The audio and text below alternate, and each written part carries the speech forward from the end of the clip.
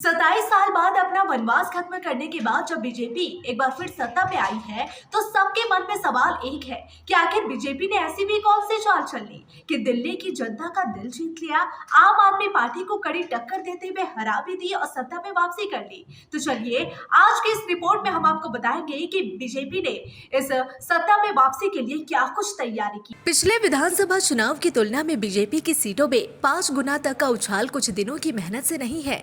Party ने केजरीवाल के किले में सेंध लगाने के लिए एमसीडी चुनाव के बाद से इसकी तैयारियां शुरू कर दी थी। उसी रणनीति के तहत ही बीजेपी ने भ्रष्टाचार को मुद्दा बनाया, फिर लोगों को डेवलपमेंट और बेहतर सुविधाएं देने का वादा किया। आम आदमी पार्टी का भेद किला झुग्गियों को माना जाता था। बीजेपी नेताओं ने यहाँ 30,000 से ज्यादा प्रवास किया, अनधिकृत कॉलोनियों में रहने वालों को मकानों का मालिकाना हक देने की घोषणा की और अंतिम चोट आम बजट में टैक्स में बड़ी छूट देकर मध्यम वर्ग को साध लिया। फ्री योजनाओं के दम पर 11 साल तक सत्ता में रही आप। पार्टी सूत्रों के अनुसार बिजली मुफ्त, पानी और महिलाओं को बसों में फ्री यात्रा की सौगात देकर आम आदमी पार्टी करीब 11 साल तक दिल्ली की सत्ता में रही। ये योजनाएं बाकी पार्टियों को सत्ता में आने से रोक रही थी।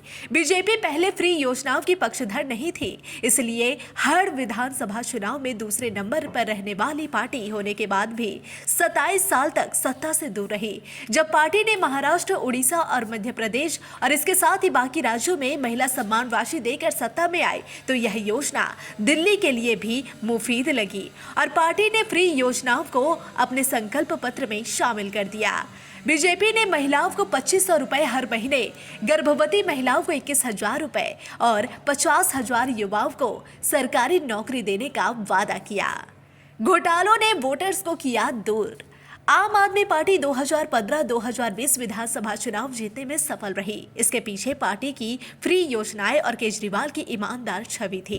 अनधिकृत कॉलोनियों में सड़कों का निर्माण, सीवर और पानी की पाइपलाइन डलवाना भी पार्टी के पक्ष में था।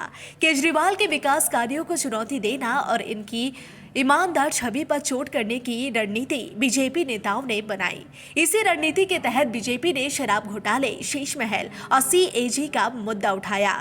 बीजेपी पिछले 2.5 साल से अरविंद केजरीवाल को इन मुद्दों पर ही घेर रही थी। चुनाव में यह बड़ा मुद्दा बना और आम आदमी पार्टी 22 सीटों पर ही सिमट कर रह गई।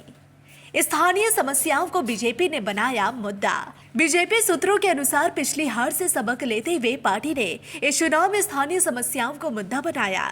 जमीनी स्तर पर लोगों से जुड़ने की रणनीति पर काम किया। हरियाणा और महाराष्ट्र में बीजेपी को इस रणनीति के कारण ही बड़ी जीत मिली थी। दिल्ली में भी पार्टी ने इसी रणनीति पर आगे बढ़ने का फैसला किया।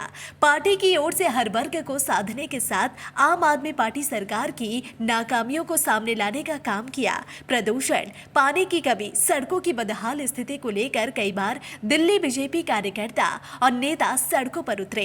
लोगों को भी लगा कि यह उनकी आवाज है जिसे बीजेपी उठा रही है।